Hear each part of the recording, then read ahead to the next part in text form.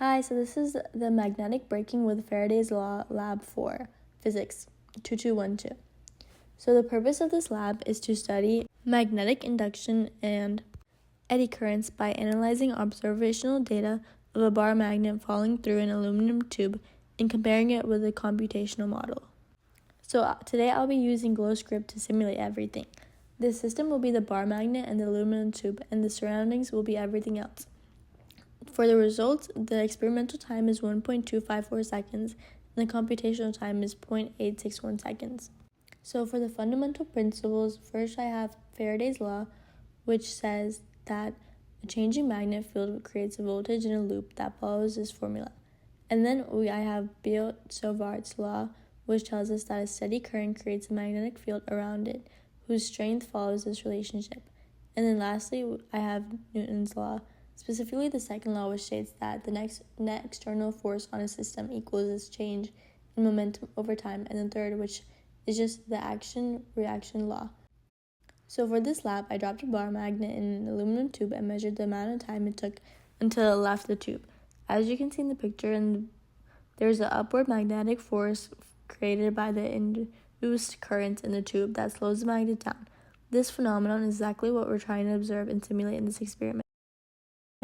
Now to do this, I need to make a few assumptions, such as that air resistance is negligible, the bar magnet acting as a magnetic dipole, and the only forces present are the magnetic and gravitational forces.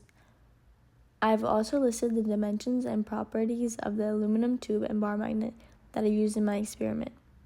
And the table on the right displays a change in time for the bar magnet to enter and then leave the tube for 5 different trials, with the average fall time being about 1.254 seconds. Now for the computational model, first I listed all my initial conditions such as physical constraints and the tube and the magnetic properties. The big code on the right calculates the magnetic field of the bar magnet and the change in magnetic flux that it produces. Here's the part of the code where I declare all the different forces acting on the magnet, which in this case is the magnetic force acting upwards and the gravitational force acting downwards. Adding these two gives us the net force, which I then use to update the velocity and position of the bar magnet. With all the code out of the way, we're finally able to create a visualization in the graph of the motion of the bar magnet as it follows in the graph. We see that as the magnet enters and leaves the tube, that the gravitational force is greater than the opposing magnetic force, and this causes the magnet to accelerate. However, in the middle of the tube, the two forces seem to balance each other out, and this causes the magnet to travel at a constant velocity. So how can we go about interpreting the simulation? First, which color responds to the clockwise and counterclockwise current of the animation we saw in the previous slide? Well, by using Lenz's law, we see that the red is counterclockwise and blue is clockwise.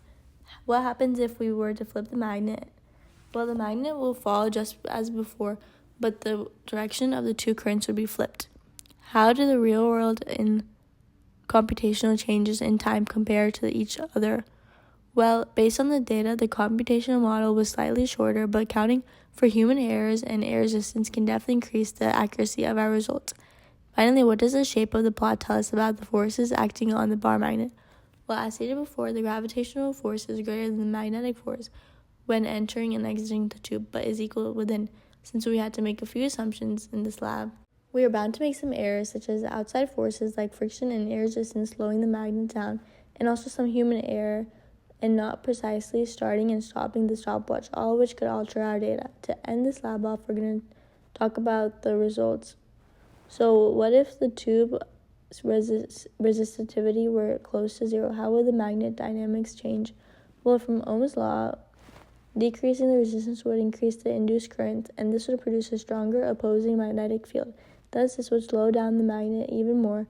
Next, what if slots or holes were cut into the tube? How would this affect the ring current model? Well, there would be less current rings within the tube, and this would overall produce a weaker opposing magnetic field and cause the magnet to fall even faster. Thank you.